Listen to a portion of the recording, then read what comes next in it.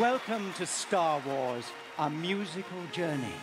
A celebration of 3 decades and 6 extraordinary films. Tonight, you will see George Lucas's breathtaking images as you've never experienced them before. And you will hear the legendary music of John Williams thrillingly recreated especially for you. Great run through, everybody. Let me try that again. Let's bring the roller back in. We're going to reset for the top of the show.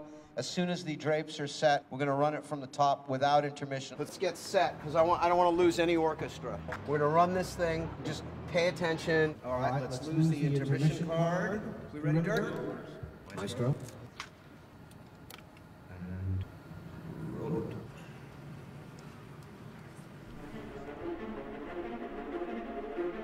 One of the main legs that Star Wars stands on is music.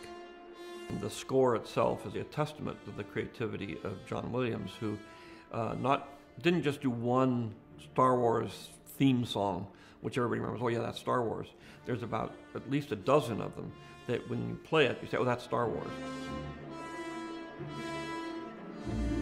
Around the time of Episode 3, we had the idea to do a spectacular Star Wars concert that married the music, the wonderful music from all 6 films, with these amazing visuals.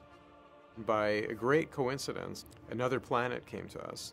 We started talking with Lucasfilm about the idea of touring the films of Star Wars and the great music of John Williams with an exhibit.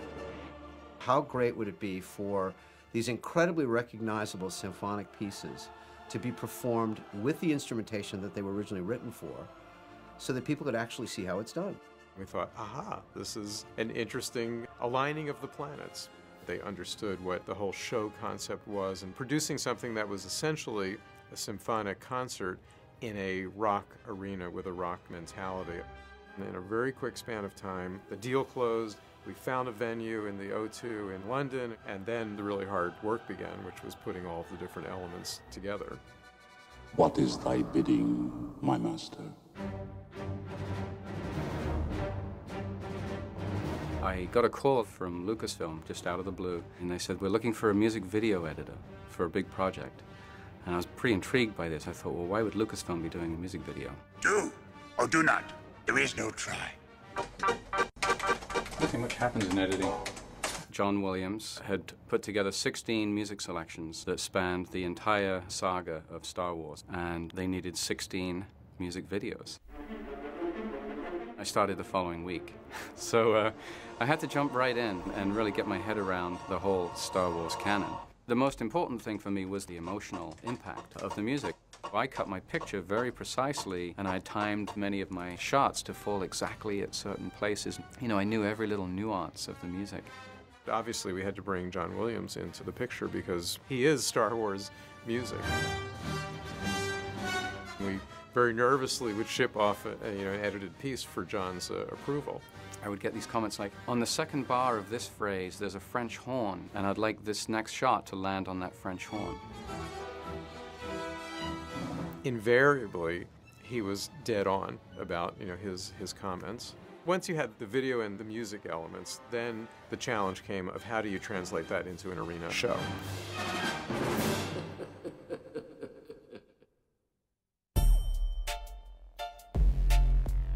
This is our first technical run-through with video and lighting. We're going to make some very clean notes about times where it's disorienting to you. Please bear with us because obviously we haven't had a chance to really run this with an orchestra. There's some lights going on behind you, and you're not on stage when those lights are on, so I apologize if I fry you just a little bit.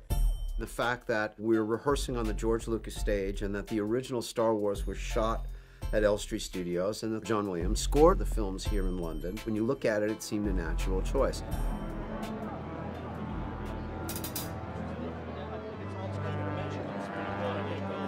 What makes this unique is the fact that it's not a pop star that I'm dealing with. It's not, a celebrity that I'm dealing with. It's not a rock and roll band that I'm dealing with. The star is the material.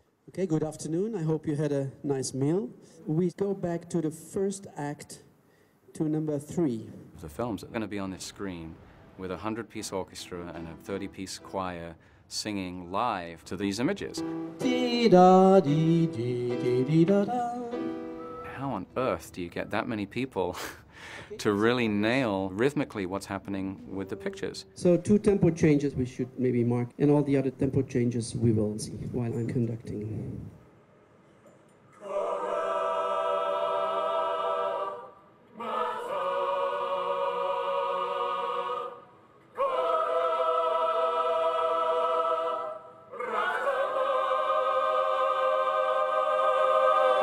In scoring to picture, composers use this process called streaming. What happens in the live show is there's 2 monitors. There's the main big screen that the audience sees, and then there's an identical feed to a smaller monitor in front of the conductor, which is his cues to keep the orchestra on time. In the beginning, I was a little bit afraid. When I heard about the whole machinery and the whole concept, I said, oh my God, I hope it will not kill the reason why we're here. Once you are into the music, you follow the spirit, you follow the lines, you follow the musical acts and the musical movements from the moment as they are created by the musicians. As a conductor of this production, you have to say, come on guys, it's very nice what you're doing, but you have to follow the picture. The first time I got to see an orchestra do this, I was absolutely blown away. I started thinking, this music is live. By the time they've had a few rehearsals, it's going to be amazing.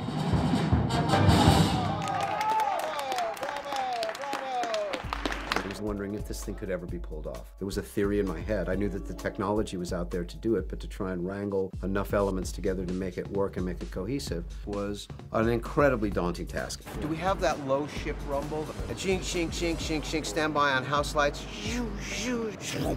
Give me some kind of button that I can kill the house lights. Just something you can do tonight on the train. I think we have 112 mics out here. There's room to grow, let's put it that way.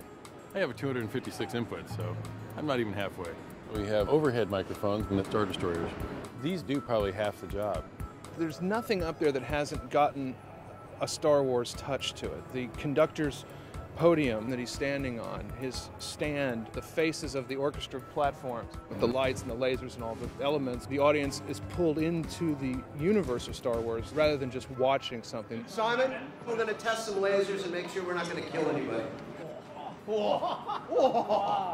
Just missed. What I try and do is create an environment that is non-venue specific. And once the lights go out, you could be anywhere.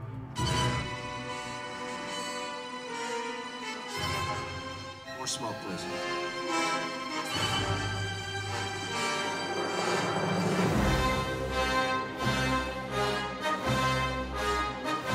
As I came in the first time and I saw the big screen, the size of the screen, I got tears in my eyes. It's enormous, right? Enormous. Yeah. Enormous. Yeah. It is 60 feet across and it's 29.6 high. It's a 1.5 million pixel true high-def display. There are stadium-sized screens, but not in and even in high-def format, but not of this resolution. I have never seen that kind of clarity on an LED screen before. Ewan McGregor's got his hands up. It looks like they were in the pool because you can see the little wrinkles in their fingers. You've never seen that on LED. You don't see it on projection. We wouldn't do it justice unless we could present the movies in high definition. So this is the first presentation of clips from all 6 movies in high definition. When they came to me and they said, you know, the screen was going to be this big, I immediately freaked out and said, how are we going to move it? I'm standing here in pieces and you're having delusions of grandeur. Okay, Todd.